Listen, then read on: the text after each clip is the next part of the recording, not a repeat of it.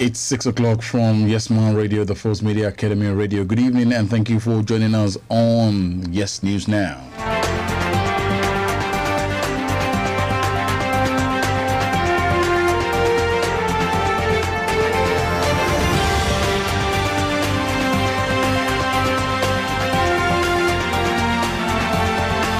In the headlines, Edo 2020, Buhari Ezeyamo meet at Aso Rock. PDP supporters protest as security operatives keep watch at Edo Assembly. 331 Nigerians returned from UAE, bringing the total to 2,042.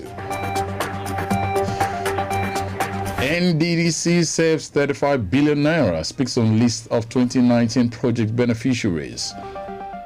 And going straight to the exciting world of sports, Nigerian basketball player Ojo dies during training in Serbia. Now the news in detail. My name is Olatunde Ido.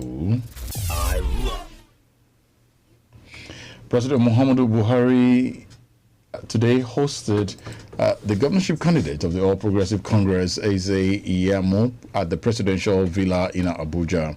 The chairman of the party the chairman of the party's caretaker committee, Mai Mala Buni, led the candidate to the meeting.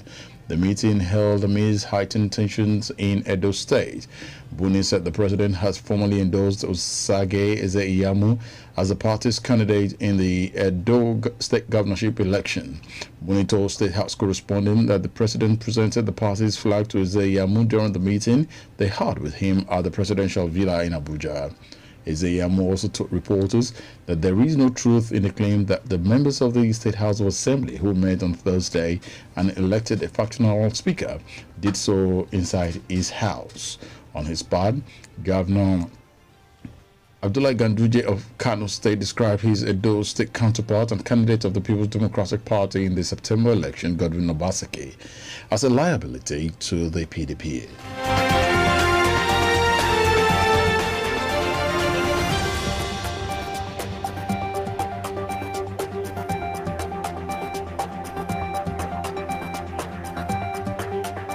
The police in Edo State have arrested 7 suspected thugs in connection with the tension in the House of Assembly in Benin City on Thursday. Our correspondent gathered today that the suspected thugs had prevented the 17 elected lawmakers who attempted to make their way to the House for plenary on Thursday. The lawmakers later retreated to an undisclosed location in Benin City where they elected a new speaker, Honorable Victor Edoro, and impeached Honorable Frank Okiai. The thugs identified as Festus Agbonaremi, 25 years, Odion Osanyade, 23, Ogbewi Wilfred, 52, Morgan Uwaibo, 47, Osayamo Salami, 25, Ifeoluwa Oladili, 36, and Igbinobaro Collins, 26, were arrested with 5 double-barrel long guns, 2 single-barrel long guns, and 10 light cartridges within the premises of the assembly complex.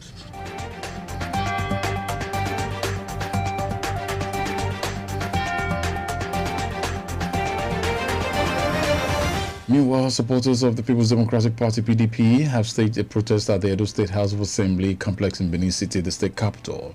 The protesters, comprising women and youths, stormed the assembly complex today while security operatives kept watch at the facility for the second day. They pledged their support for the state governor, Godwin Obaseki, and prayed for peace to reign in the state. The PDP supporters also threw their weight behind the factional Speaker of the House, Honorable Frank Okiai, saying they recognize him as the leader of the legislative arm of government in Edo State.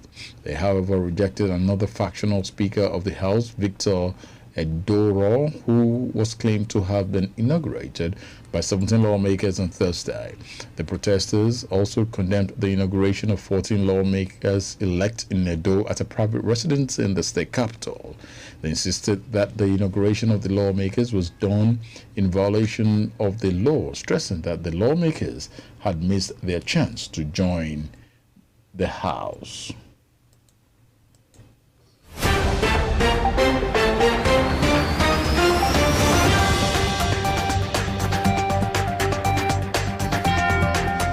It was a moment of solemn atmosphere today as 23-year-old 300-level student of the University of Ibadan, Richard Badebo, who died on the 28th of July 2020 at his workplace at Oluyole Extension while working at a detergent factory. Various outcry have flooded the society towards the unfortunate occurrence that led to the death of the undergraduate. At the Songo Cemetery, where he was laid to Mother Earth, various personalities, families, and friends who graced the burial had words of admonition for government, employers, and employees. Was said by the Nigerian Labour Congress, the student union president from the University of Ibadan. They called for a better working environment and a more better welfare package for workers at different levels. The Labour leader stated that with this incident, it should serve as an eye-opener while urging that such incidents should not occur. We bring you the full detail of that report in our subsequent bulletin.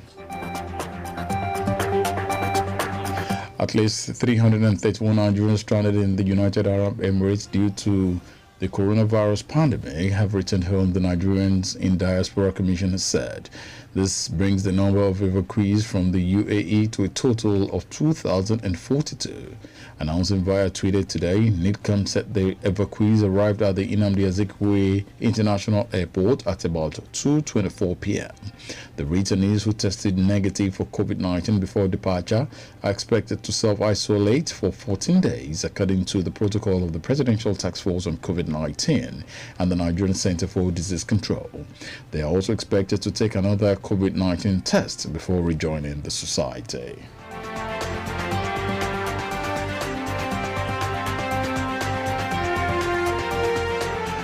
The National Emergency Management Agency has raised the alarm that about 28 states in the country may experience flood this year due to impending heavy rainfall. The federal government agency also said about 102 local government areas might be at risk at the same minutes. The alert came following the warnings from the Nigerian Meteorological Agency on the weather forecast. The Director of Operations of NEMA in charge of Ekiti, Ondo and Osun State, Olusegun Afolayan, stated this in Akure, the Ondo State capital, while sensitizing some residents of the town on how flooding could be avoided.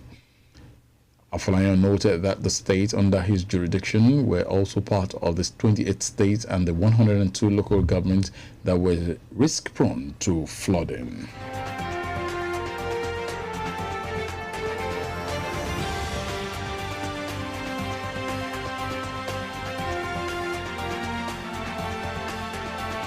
The Niger Delta Development Commission (NDDC) says its Interim Management Committee (IMC) has saved 35 billion naira from its verified payment to contractors. NDDC's Acting Executive Director of Projects, Dr. Cairo Ojogbo, revealed this today while addressing reporters in Port Harcourt, the Rivers State capital. He made the revelation shortly after the inauguration of the Committee for the Completion and Commissioning of NDDC new permanent headquarters at the Eastern Bypass in the state. Ojogbo, who is the chairman of the committee, disclosed that the commission has also verified the payment of 1.5 trillion naira for other projects. He affirmed the work on the office complex was at 98% completion. And going straight to the exciting world of sport this evening on the news from Yes News Now, a Nigerian basketball player, Michael Ojo, who previously played for Red Star Belgrade, has died at the age of 27 during a training session in the Serbian capital today, the club said. The club couldn't confirm the cause of death, but local media report that Ojo suffered a heart attack. Born in Lagos, the 2.16 meter, which is about 7 feet 1 inch center, played for Florida State University in the United States before coming to Europe to start his professional career. After a stint with the Belgrade team FMP Zelinski, he moved to European giant Red Star, where he spent 2 seasons, quickly becoming a fan's favorite. Ojo had been without a club since June 30, but was still training with Red Star. But his former team released a statement mourning the loss of the cheerful giant. Also, EuroLeague has also extended condolences to Ojo's family, teammates, coaches, and many fans who enjoyed his performances. And that'll be all on Yes News Now. But before I go, let me bring you a recap of the stories I brought to you earlier. In the news, I told you that Edo 2020 Buhari Izeyamo meet at Aso Rock. PDP supporters protest as security operatives keep watch at Edo Assembly. 331 Nigerians returned from UAE, bringing the total to 2,042. NDDC saves 35 billion naira, speaks on list of 2019 project beneficiaries. And going straight to the exciting world of sport, Nigerian basketball player Ojo dies during training in Serbia. That ends the news. It was put together by Banke Bello Arilewo and delivered by Olatunde Idowu. The Yoruba version of Yes News Now comes up immediately after this. Many thanks for listening. Do have a beautiful weekend.